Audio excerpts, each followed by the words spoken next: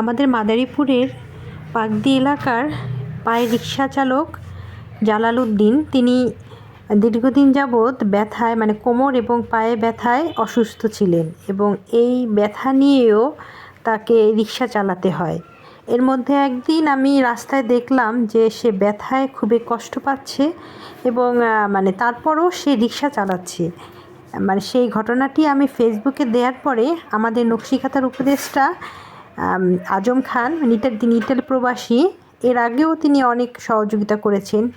এই পায়ে রিক্সা যারা চালায় তাদের প্রতি আজম খানের একটা আলাদা ভালোবাসা আছে। সেই আজম খান 5,000 টাকা দিয়েছেন।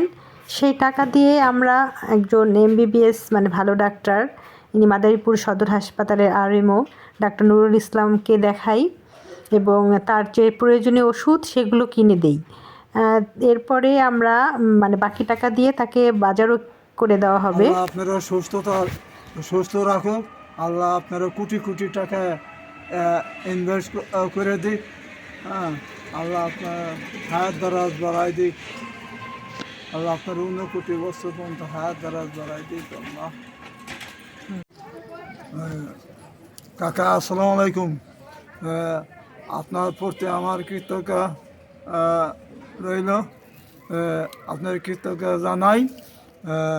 আপনি আমারে খুব উপকার করতেছেন।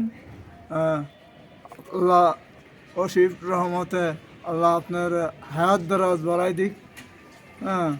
রোগ ব্যাধি ভালো মস্ত দূর করে দিক। আল্লাহ আপনারে রুজি রোজগারে বরকত দিয়ে দিক।